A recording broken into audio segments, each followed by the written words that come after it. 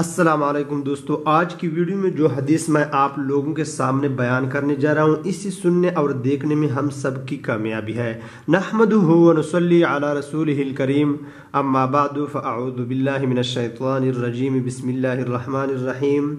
حضرت ابو ہریرہ رضی اللہ تعالیٰ عنہ اور حضرت ابو سعید رضی اللہ تعالیٰ عنہ دونوں حضرات اس کی گواہی دیتے ہیں کہ ہم نے حضور صلی اللہ علیہ وسلم سے سنا، ارشاد فرماتے تھے کہ جو جماعت اللہ کے ذکر میں مشغول ہو، فرشتے اس جماعت کو سب طرف سے گھیر لیتے ہیں اور رحمت ان کو ڈانپ لیتی ہے اور سکینہ ان پر نازل ہوتی ہے، اور اللہ جل شانہ ان کا تذکرہ اپنی مجلس میں تفاخر کے طور پر فرماتے ہیں۔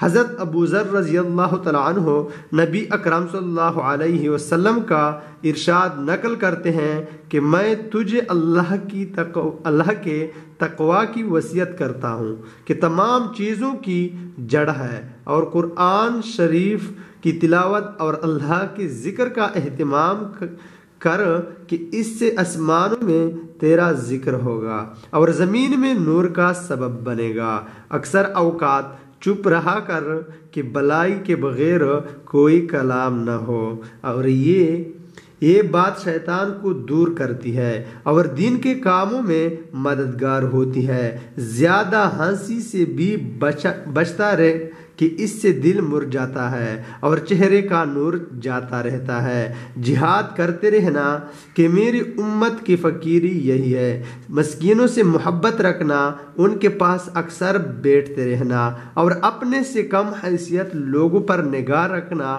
اور اپنے سے اونچے لوگوں پر نگاہ نہ کرنا، کہ اس سے اللہ کی ان نعمتوں کی ناقدری پیدا ہوتی ہے جو اللہ نے تجھے عطا فرمائی ہے۔ قرابت والوں سے تعلقات جوڑنے کی فکر رکھنا، وہ اگرچہ تجھ سے تعلقات توڑ دیں۔ حق بات کہنے میں تردد نہ کرنا، وہ کسی کو کڑوی لگے۔ اللہ کے معاملے میں کسی کی ملامت کی پرواہ نہ کرنا۔ تجھے اپنی عیب بینی دوسروں کے عیوب پر نظر نہ کرنے دے، اور جب عیب میں خود مبتلا ہو اس میں دوسرے پر غصہ نہ کرنا۔ وآخر دعوانا ان الحمد للہ رب العالمین۔